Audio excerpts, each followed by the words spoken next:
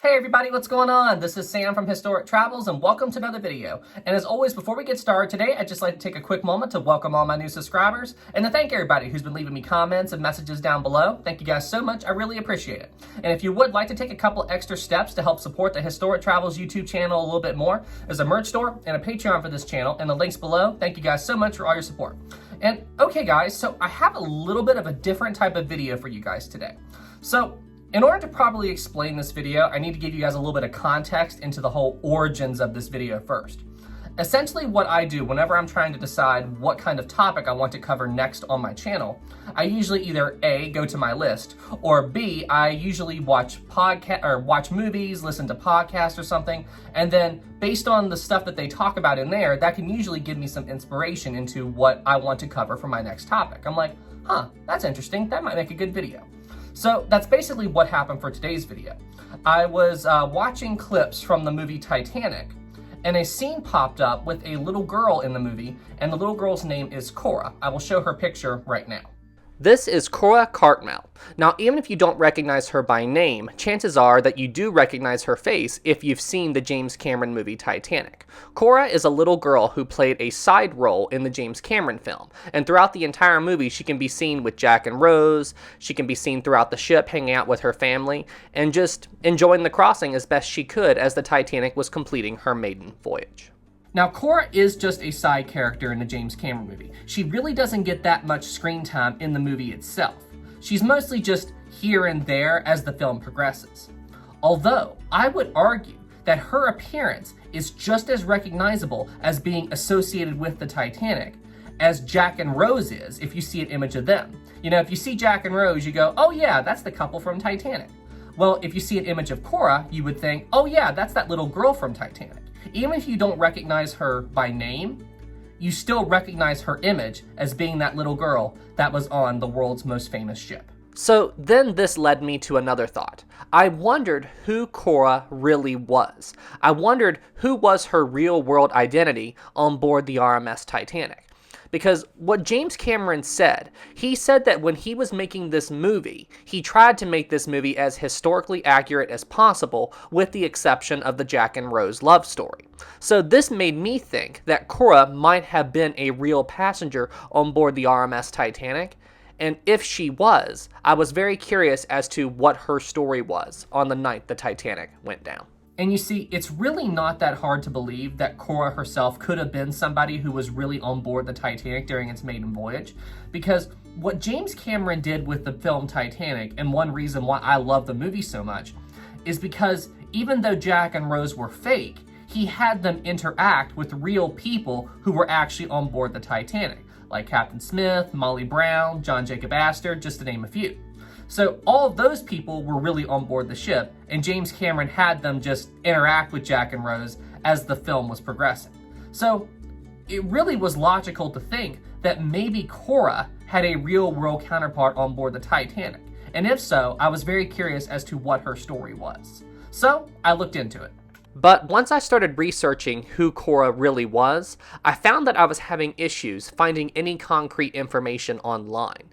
Upon doing quick Google searches, all that really comes up are articles that say what happened to her in the James Cameron movie. Now, if you're not careful and you take these websites and articles for what they are, it could lead you to believe that what we see of her in the James Cameron film is who she really was and what really happened to her. Although I wasn't finding any information that was concrete. So I decided to check my favorite Titanic website to see if it could shed any light on who Cora really was. One of the best websites that I've ever used in researching the RMS Titanic is Encyclopedia Titanica. This website has basically any information on it that you could ever want to know about the Titanic. And it's a great research tool when you're trying to find out information about a particular person on the Titanic. And it's also a great way to separate fact from fiction while doing research. So yeah, Encyclopedia Titanica is one of the best websites you can use, period, whenever you're trying to find out anything on the Titanic. It's got full passenger lists on there, information and accounts as to what really happened that night. You know, I always talk about my favorite Titanic book, On a Sea of Glass, but now you know what is my favorite Titanic website. So using both of these tools, you can really find out anything you want to know about the Titanic. So once I began looking into Cora, her name wasn't turning up any search results. So this was making me start to believe that Cora really wasn't on board the Titanic. She was just a fictional character made up for the James Cameron film. And then upon a little bit more research, I did discover that this was in fact accurate. Cora was a completely made up character for the James Cameron movie. Although she did have a side role in the James Cameron film that, because a lot of the scenes of her were cut, you really didn't get this full picture of her character. But with the deleted scenes, it also reveals what the purpose of Cora was in the James Cameron movie and what James Cameron was trying to depict by having her in the film as much as she was.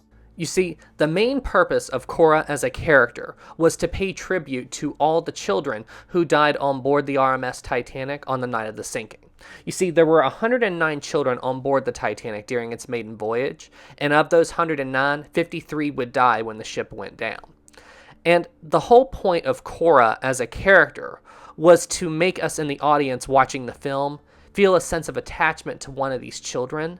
That way we would experience the sadness and loss of how tragic it was when one of these children died when the RMS Titanic sank on April 15th, 1912.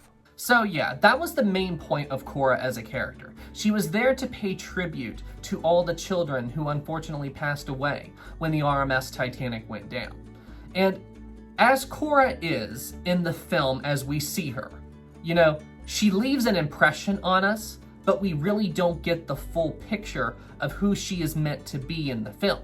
I mean, we all did assume that she would pass away when the ship went down, but we really don't get the full picture of her. But she's around enough to leave an impression on everyone, hence the reason why I'm making this video about her. But if you go back and watch the deleted scenes of her, you really do get the full picture of Cora's story, and you get the meaning behind her as a character, and you understand what James Cameron was trying to depict with her.